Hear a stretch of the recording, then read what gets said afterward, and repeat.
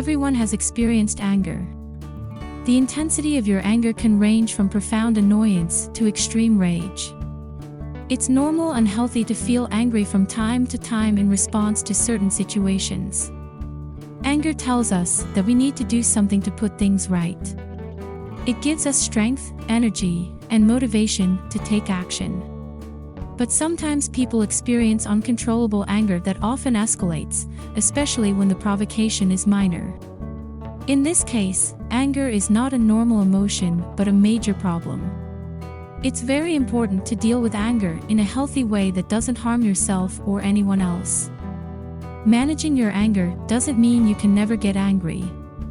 Instead, it involves learning how to recognize, cope with, and express your anger in healthy and productive ways.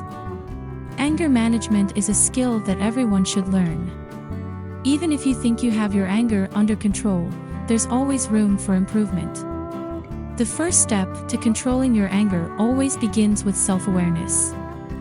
You must become aware of your emotional recipe of anger. This essentially means recognizing how you tend to respond to anger. There are some telltale signs you can look out for. These signs include tension in your muscles, grinding of your teeth, flushing of your face, clenching of your fist, and an ever-increasing sound of your voice. Recognizing these signals will alert you that you are about to lose control.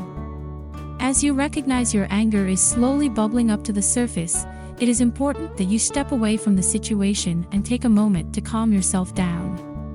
All you need is just a few minutes to be alone with your thoughts. You need this time to process what just happened in a rational and objective way. Remind yourself that when you are in full control of your emotions, the situation will also be in your control. Now take a few deep breaths and release any pent-up energy. Just relax and be very mindful of how you are in this very moment. Once you are in a better emotional place, you can think more rationally about your predicament. Take a moment to think through exactly what happened and why it made you feel agitated. Your objective here is to try to identify what exactly stirred up your angry feelings. Have a think about what exactly triggered your anger, then question yourself on why you felt agitated and angry in that particular situation.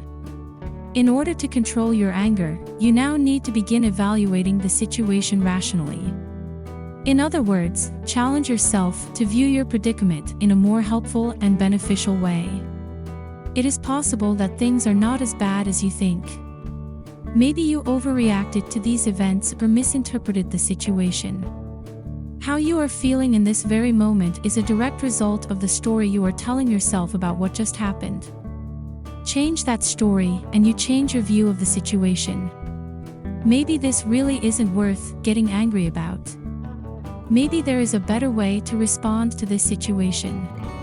Now it is time to choose how you will respond to the situation. Your objective is to respond in an optimal way that helps you make the most of your predicament. When it comes to controlling your anger, remember that you always have a choice. You can choose to either avoid the situation, control your anger, release pent-up anger, or redirect your anger in more helpful ways. The key is to respond in a way that is the most beneficial to you and everyone involved. Having responded in an appropriate manner, it is time to learn from your experience. Take a moment to assess how you handled the situation and how you handled yourself in the situation. Take all these lessons and figure out your next actions. Learn how to respond and react wisely when facing a similar situation in the future. To control your anger, you will need more practice. Often when we get angry, it's because of a habitual patterned response that we have conditioned into our psyche over a lifetime.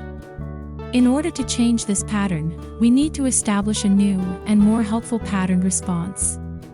In other words, you need to work on developing a new habit.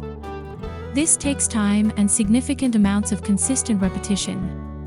However, if you are committed to making positive changes in the way you respond to people and circumstances, then this is certainly something achievable.